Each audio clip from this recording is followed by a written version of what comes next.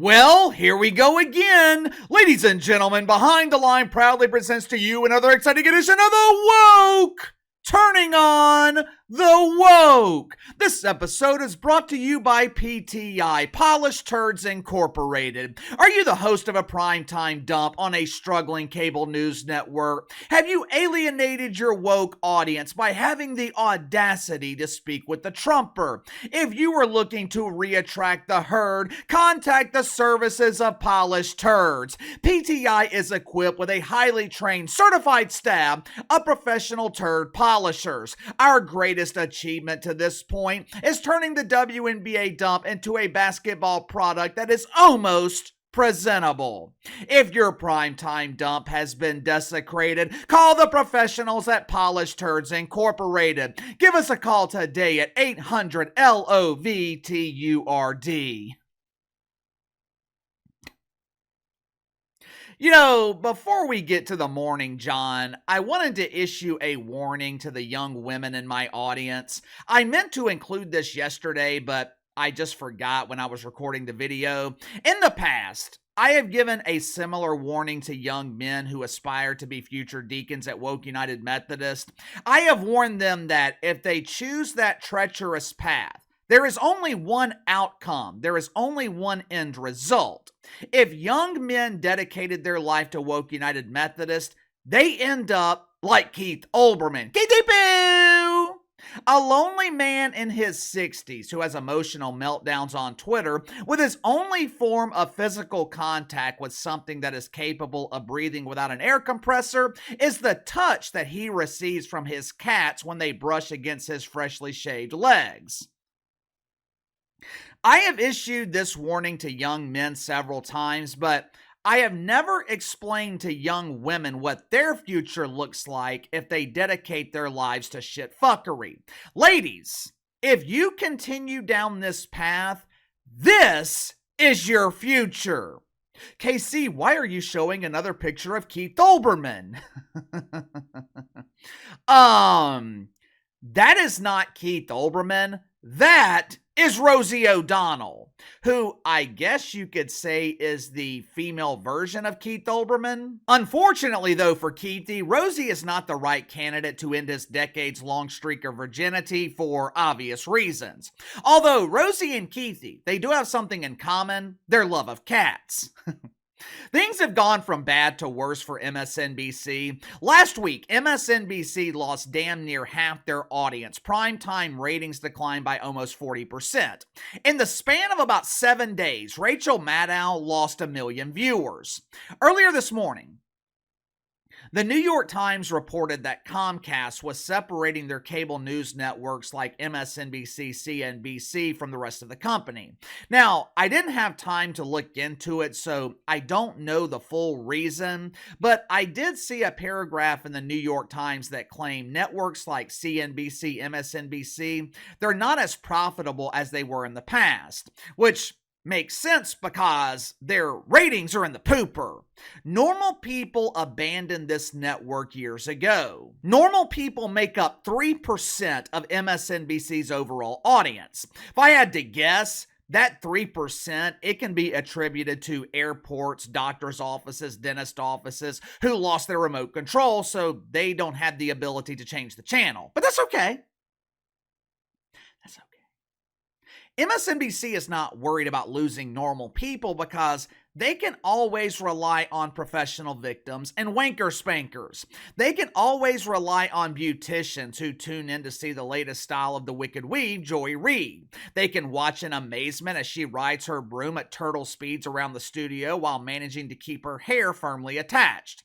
They can always rely on fans of Taylor Swift. Swifties, I'm a Swiftie!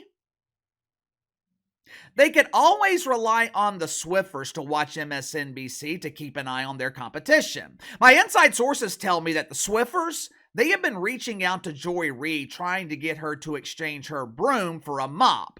In the past, MSNBC has not been concerned with appealing to normal people because they could always rely on their pretend friends and what they call marginalized groups to keep the Titanic afloat. But there's just one problem, one tiny problem with that approach. What do you do when people who are offended for a living eventually turn on your network? What do you do when your pretend friends become your very real enemies?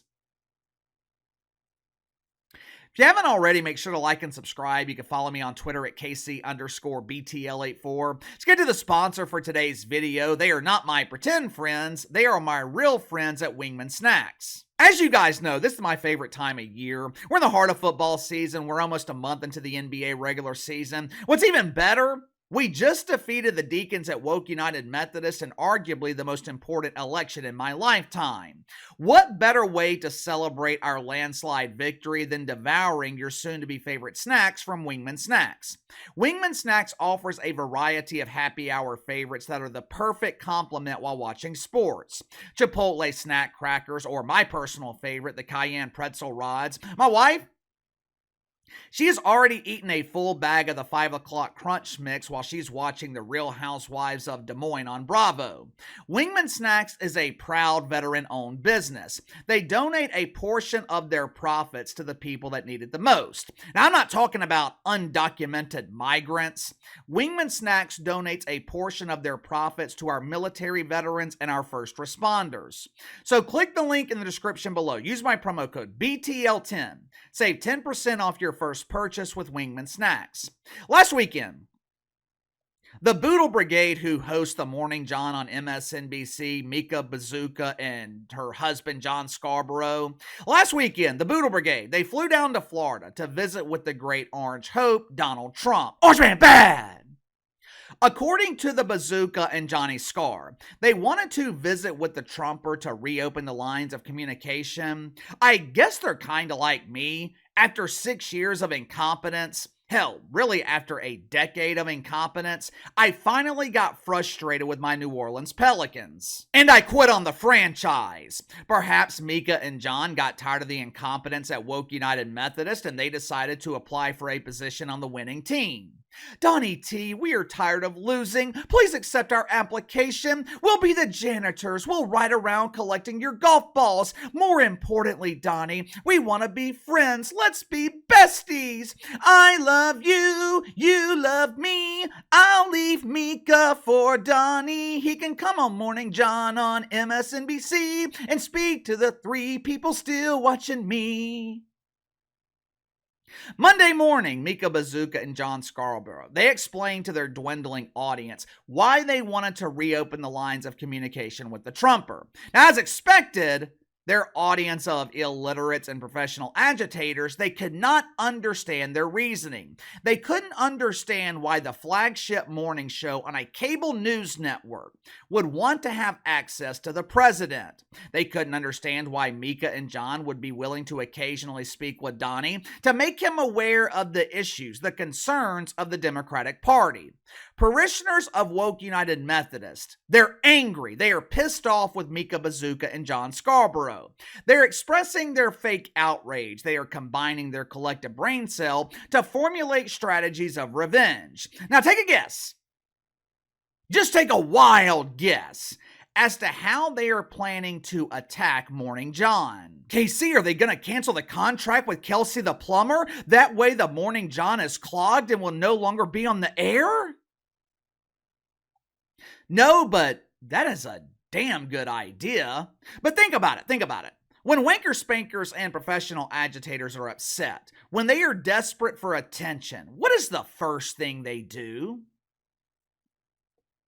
They get on social media to express their fake outrage, and they protest. They boycott the object of their fake anger, which is exactly what's happening with the Morning John. Throughout the week, several deacons at Woke United Methodist, they have come together to organize a boycott of the Morning John and MSNBC.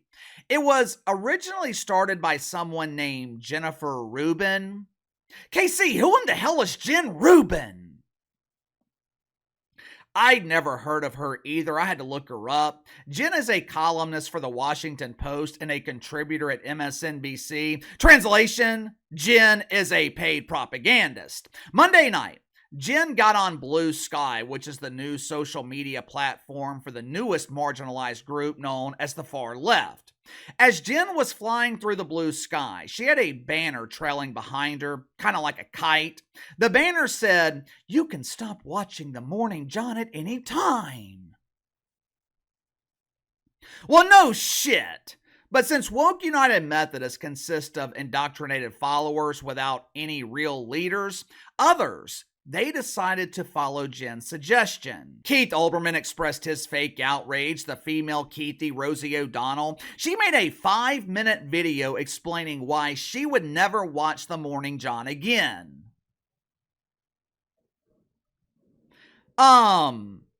Why?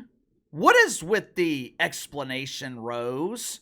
No explanation was needed. Matter of fact, up until 48 hours ago, most people didn't even realize that you still existed. But all kidding aside, I know we make fun of the indoctrinated, but this is a serious problem for MSNBC. This is a disaster of epic proportions. If you alienate the indoctrinated, you are alienating 97% of your audience. MSNBC will literally have no one watching their network. You are never getting normal people back. The damage has already been done. There's only so many times you can call them a racist. There's only so many times you can call them a misogynist. This so-called olive branch from Mika and John, it was fine, but normal people are not turning on The Morning John because they met with the Trumper. So you've got a situation where you're not regaining normal people and you're losing the indoctrinated. At this point, there's no one left for MSNBC to piss off.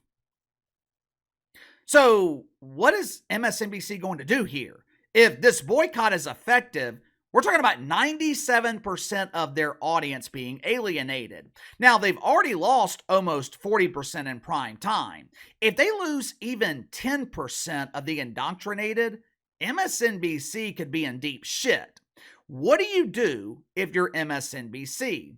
Do you fire John and Mika and hire someone worse? You tell me. Sound off in the comments below. Best way to contact me is through email, btlkc84@gmail.com. I'll see you guys later.